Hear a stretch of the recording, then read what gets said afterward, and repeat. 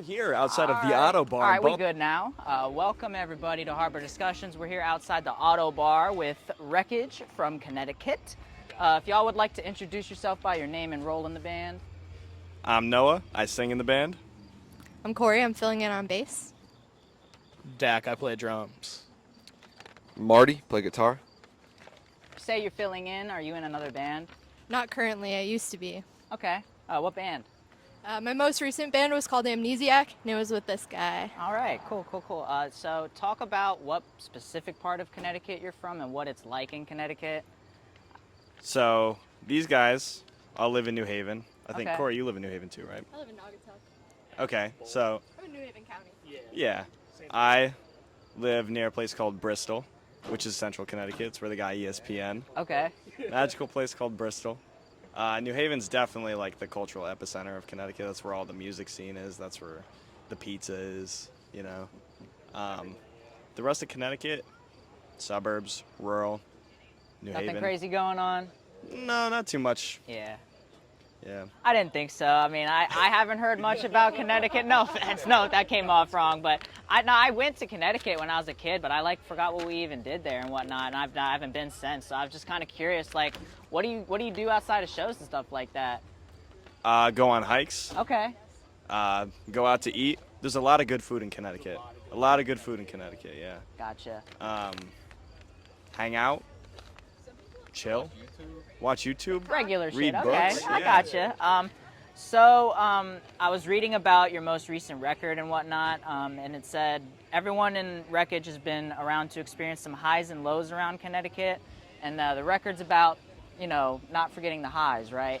Essentially, yeah. It's supposed to be a mostly positive message, you know. We're seeing a pretty good uptick in hardcore, in popularity in hardcore right now, and it hasn't always been that way. When I Okay. first got into hardcore, it was pretty bleak. It was like, the same 30, 40 people who were just going to shows, beating each other's asses, and now you can see, 100, 200 kids at a show, Yeah. which is pretty awesome. So is the highs and lows, is that specifically relating to the hardcore scene? Yeah, it's mostly centered around hardcore. Okay. It's not all the songs are about hardcore. Some of them are about, I real gotcha. shit in society, the way things are all fucked up, Yeah. I saw that you had a No Echo article that broke down the full LP, right? Content matter and whatnot. I guess so, yeah. Yeah, so I was just mentioning that because of time's sake and whatnot, I was going to skip over that because it's already out there. I want the people to go support the other hardcore bloggers and whatnot. Oh, yeah. I saw that y'all played with Gorilla Biscuits twice now, right? 3 times Three now. times, including This Is Hardcore, Including and This 2 Is smaller Hardcore. venues. That's Yeah. right. Talk about that because they're like obviously one of the biggest bands in hardcore, and I assume they're probably inspirations. Yo, huge inspiration. They are. Good. How you doing? Man, bro, man. I'm just homeless on the streets, man. Just trying to get something to eat, man. I ain't eaten since early today. That was the soup kitchen. You know what I mean? Down here, right down the street down here. I'm honest. I'm not gonna sit up there. It's $10. This shit real, man. Yeah, of course it's We real. gave this shit too quick, though, man. It's real. I won't get locked up trying to. No. We're honest people. Thank you, man. Appreciate it. Thank God for Yeah, you too. No But worries. yeah. That is like the second time that's happened, so no worries. Awesome. Yeah, we're at the crossroads. It's probably yeah. good. I mean, anywhere we go, there's going to be people out front, so it's just, I'm out here for the noise and whatnot. So yeah, we were talking about Gorilla Biscuits, that Yes. being an inspiration and whatnot. So I know, especially for me and Matt, Gorilla Biscuits is a huge band. Probably my favorite hardcore band, up there with Judge. Seeing them in small rooms in Connecticut and Massachusetts was pretty crazy. It was very old school, very old school. You saw old guys who reserved all the energy they had, probably from the last 20 years, going crazy. And me. But yeah, it was awesome. And then I didn't get to see too much of their This Is Hardcore set because we had a fucked up day. We had a bit of a tragedy with our bassist. That's why Corey's filling in. I gotcha. Yeah, but I think much cooler to see them in a small room and to see, the Definitely. whole room going crazy. Everyone was dancing, stage diving, singing along. Yeah, there was It was a awesome. Turnstile show here the other month, and it's kind of like the same thing now. I They've can't gotten even- so yeah. big. Yeah, I unfortunately wasn't able. So many people were trying to go that it was Yeah. like crazy trying to get tickets. But yeah, no, it's just that same thing. It is nice to be able to see like a huge band, you know, like super close and personal and whatnot. Yeah. So I wanted y'all to talk about Scheme Hardcore. I saw that they were like tagged in your bio, and that is also who you released the LP through, right? Yeah. Yeah. So just talk about like how you got linked up with them and what they're all about. That's you, Marty. Oh shit. Okay. Is this an actual microphone? Yeah. All right, I'm just making sure. Yeah. Ah, shit. That's my best friend Kyle. Okay. It's him and his friend Albin, who I've been lucky enough to meet and get a lot of help from. They started Scheme. My other band, Almighty Watching, wanted to do a record, and we figured better to try to do it with somebody really close to it. So Kyle had been knocking this idea around with Chris for a while, and that's kind of where it was, where it came into action.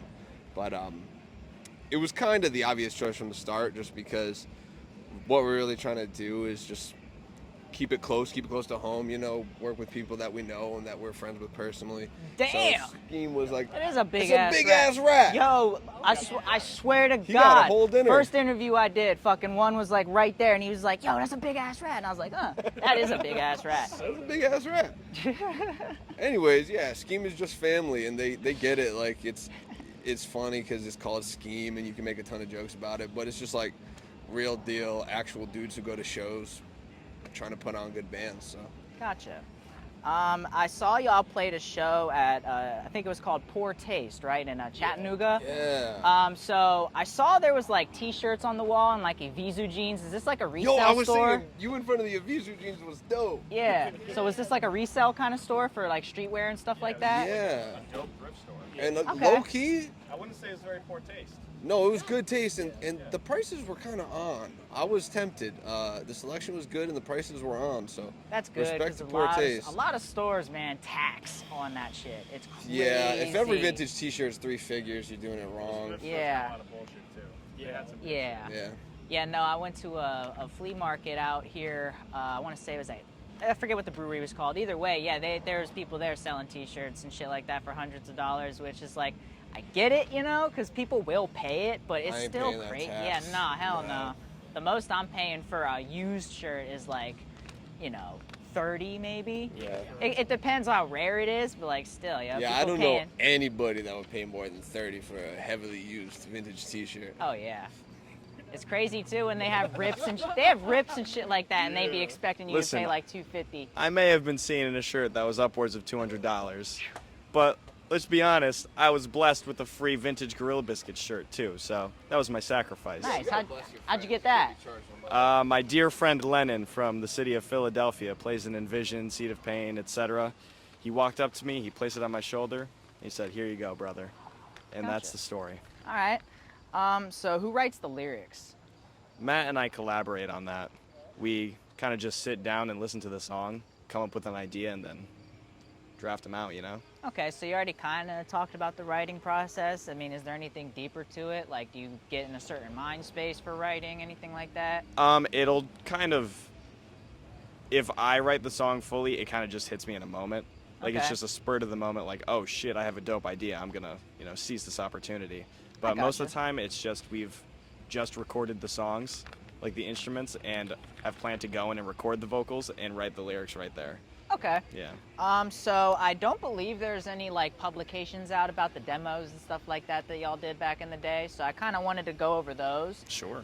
So we'll talk about the Only Way demo. I'm gonna just like name the songs and you can tell me what they're about. I couldn't find the lyrics because I don't think they're on Bandcamp. Probably not. Because usually what I do is like I go through the lyrics, I'll pick out some cool shit that I like, and then we'll talk about it. But in this case, you can just tell me what the songs are about. World of Hate.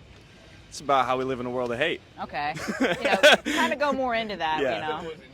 It was the first one. We wrote those lyrics maybe in like 20 minutes. Okay. We literally wrote the demo, recorded it. And then started cooking. Yeah, we wrote, recorded, and finished the demo all in an evening. Wow. Yeah. Shit. Where at? At our practice spot in New Okay. Haven. I played drums on that one. No shit. I did a funny little vocal style on it. We wanted to do like a Boston Strangler, no tolerance type of thing, you know. It has a different sound definitely from the rest of our stuff. Bit more crusty. Okay. Yeah. What about Victim? Stab in the back, punch in the face. Okay. Hardcore motif. Yeah. Gotcha. The Only Way? I don't even remember That was the first Unity song. That was the That's first the Unity. song. Yeah. Okay. That one's probably actually got a meaning to it. I don't remember what it is. Okay. Yeah. What about Dismay? Now Dismay's really got a meaning to it. It's a little nod to the Connecticut legends, but how does that song go? You can push it aside, but it won't go away. Yeah, it's basically about how, you know, the world's getting a bit more and more authoritarian. Okay. And also a unity song, you know, we kind of got to strap together to fend for ourselves out here, you know? Nice. Yeah. And then the second demo, World Gone Blind? Oh, yeah. I don't remember, but it's catchy as hell. The last answer for 3 tracks, I think. Yeah. Okay. Yeah. The crowd's a little bit of an outlier, but Yeah. but the first two, One Gone Blind and Bizarre, are definitely on that same note. Yeah. Dismay was kind of like a turning point. hmm You know? Okay. Stylistically, Yeah, vibe. Dismay gave way to Demo 2, for sure. Gotcha. It's the freakiest song on The Only Way demo and sort of paved the way for the rest of our music. Gotcha. What can you tell me about some of the venues in the Connecticut area? The Um, area that you're in specifically. It's a short list. They're all on the chopping block, Gotcha. unfortunately. We just had 2 venues closed down, the State House and the Wallingford American Legion, which we call the Wham Leg. Okay, yeah, I have a note about that because you played at the final show that was ever there. We were supposed to. Tried. Yeah. Damn. Didn't work out? It Pulled was, Out From Under Us by Anthony Fantano. yeah, Anthony Fantano did show up to that show. Wow, no But shit. he showed up right before our set. It was supposed to be us and then Anxious, and there was an outlet that had been giving the venue problems for a couple shows. Somebody kicked it at one of the previous shows, and it shut the whole front of the room down, just where the instruments and everything are. Damn. And somebody leaned their foot on the wall next to it, and it went. And then nobody was there to fix it, so us and Anxious couldn't play that. Damn. But yeah. Just talk about how important that place was, though, and some of the other places. Obscenely important. It was really the crutch of the scene it came and went for a few, decades, but it was pretty much the only real venue for the DIY scene. You Gotcha. know? It really held it down for Connecticut hardcore. You could have any show you wanted to there, whether it was like bands that were on tour or you just booking a show for your friends. You said it was a DIY venue. That's the DIY venue, Wham Leg, yeah. I got you. Do you want to talk about like what does it look like and whatnot? Because sometimes DIY, especially like I come in a more rural part of Maryland, and the DIY venue that we just had is like literally a rundown garage that like the floors will probably collapse. That's awesome. Those are the best. Yeah. Right. So is it similar to that, or is it a little bit better? It's a bit more upscale, I guess. Okay. It's got some decent parking. Gotcha. When you go inside, the walls are intact. Okay. It literally was an American Legion post for a bunch of years, and then they sold it to people who continued it as like a legitimate, recording venue and recording and venue type location. Yeah. I gotcha. You said they're kind of all dying off, but like which ones are still around that are, up and kicking, I guess? I mean, that's not even still around though. There are a couple new spots we're trying to figure out. We had a dope show that we did from Raw Brigade at a place in Meriden called, I really want it to be called Superposition, but I guess they call it Brown Jug Liquor, which is not as cool. But the show was awesome.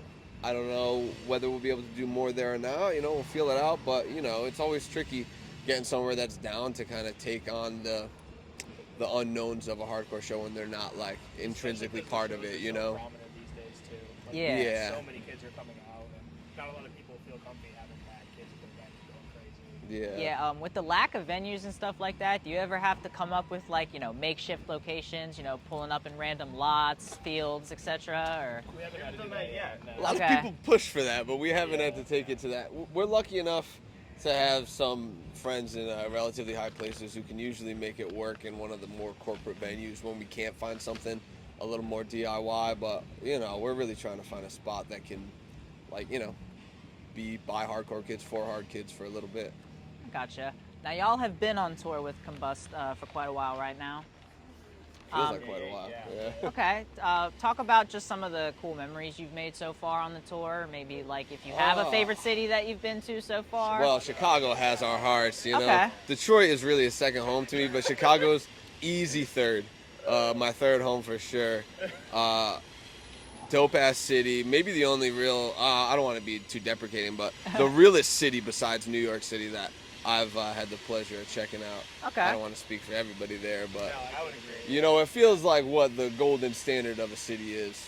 Other than that, it's been really dope to just reaffirm our pizza supremacy over in Connecticut. We had some awesome deep dish and some awesome Detroit pizza, but it ain't a Beats, it ain't Worcester Street, so you know, it's some good food though. We've been grubbing. That's really what this tour has been about. It's the good grub tour. Hell yeah.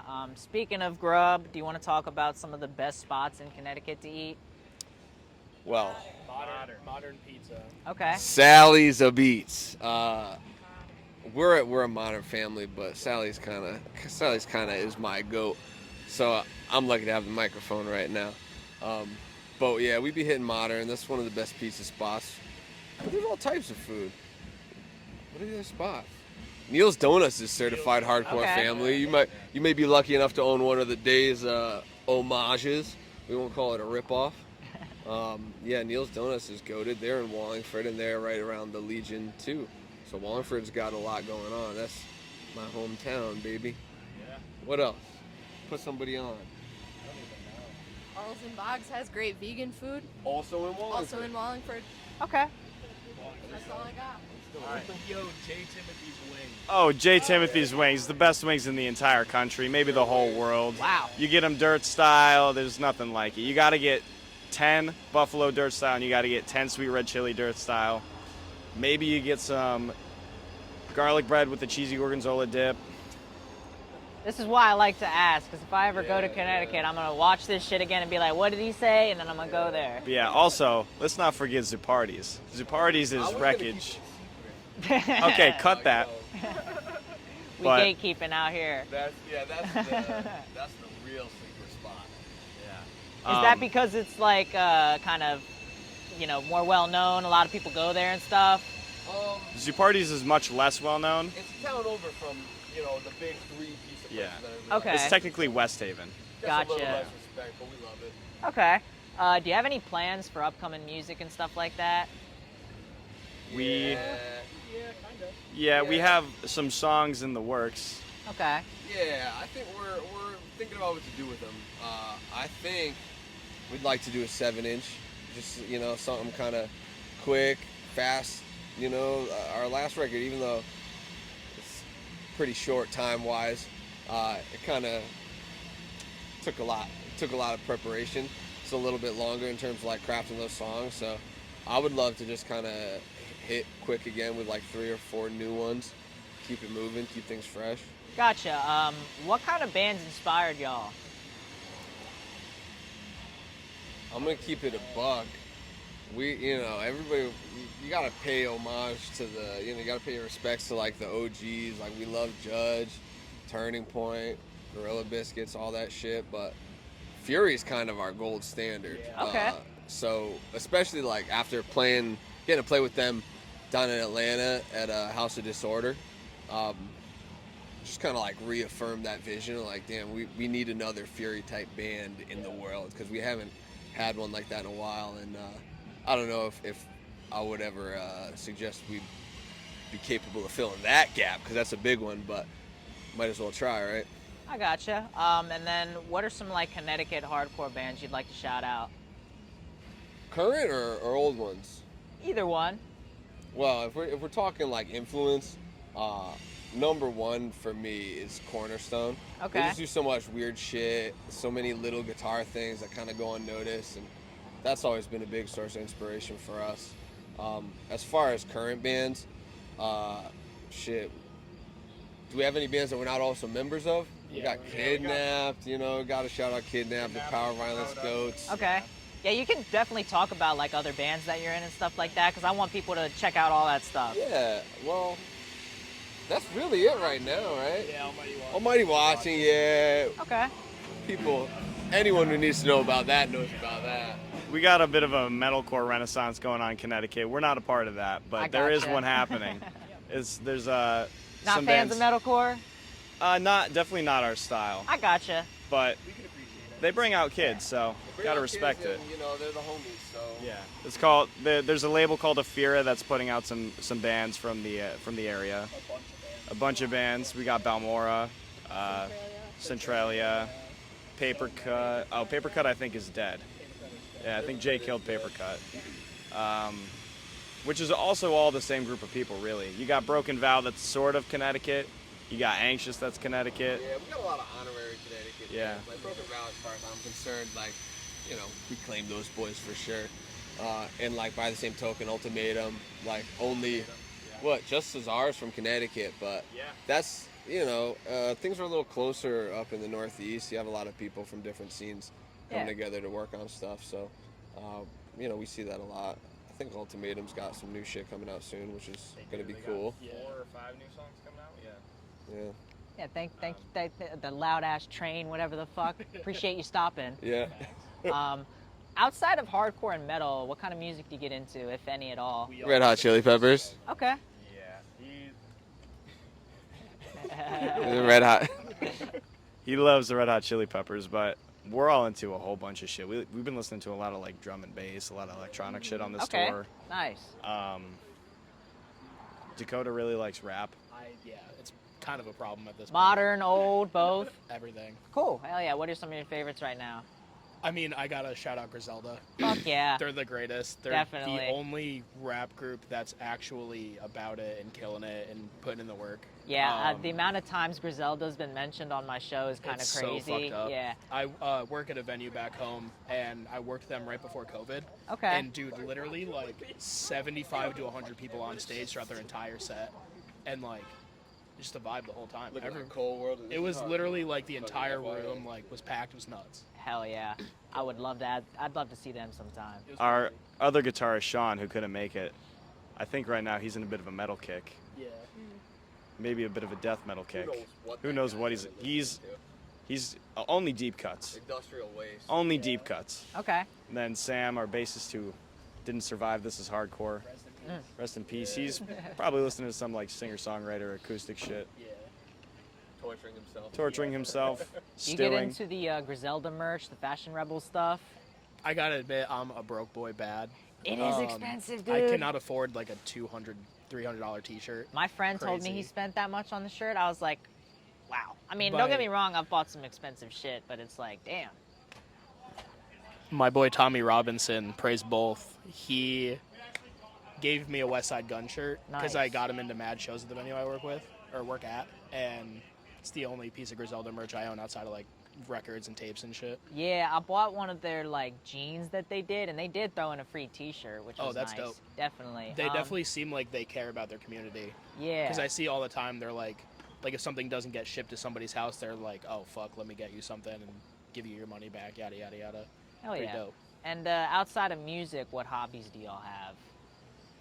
I'm a music lifer. That's literally all Gotcha. I do. Yeah, I hear that between working at sometimes. venues and playing music, it's literally like I don't even hang out with friends at this point. I'm just What do you do at the doing music venues and shit. stuff? Just like stagehand stuff? or- Mostly stagehand stuff, but I'll pretty much do like operations, like upkeeping venues or Okay. whatever they need. Gotcha. What do you do, Mark? Nothing. Nothing. I'm a piercer.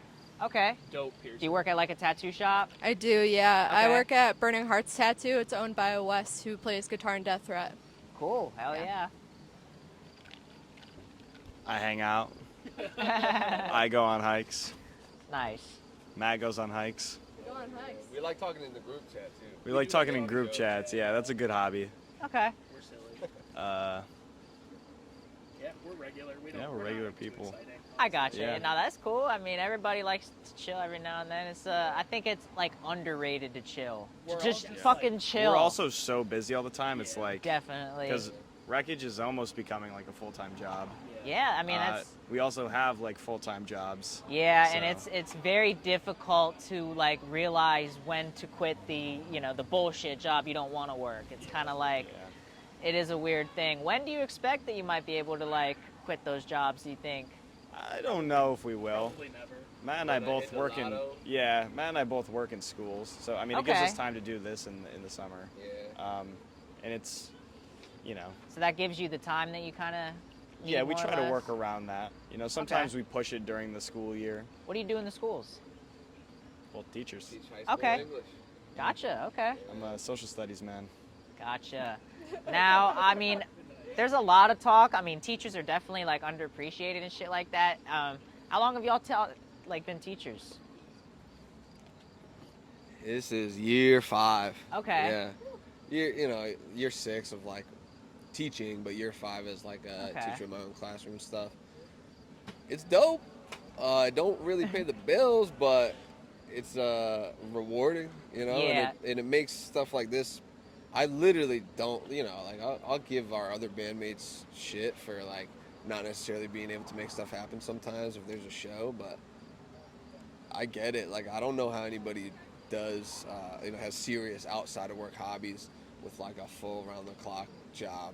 Yeah. So like, I definitely relish in the summers off. Yeah, losing a lot of sleep and whatnot. It's kind of Yeah. what it is. It's like never pleasurable, but I mean, it kind of is, but you do be tired and shit like that. Yeah, I got about 2 days to get my shit together once I get home from this tour, and then I'm back. Yeah, that's better than no days. That is better than no days, yeah, it is.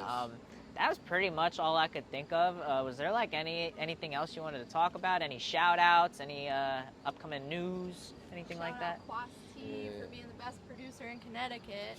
Yeah, real talk. It's the dude that recorded, not mastered, but mixed our record for us, and has recorded everything that I think any of us have done over the last few years. He plays drums in Almighty Watching, which is my other band, and he takes it so seriously and just genuinely does it out of like a love for music and like an interest in getting better at recording. And he's so good. And he's so good. so I'm really hyped to see him like pushing it lately. I don't want to blow anybody's spot up, but he's got a few like really dope artists, dope bands from the Northeast coming through over the next couple months. A couple people he's been working with the last couple months.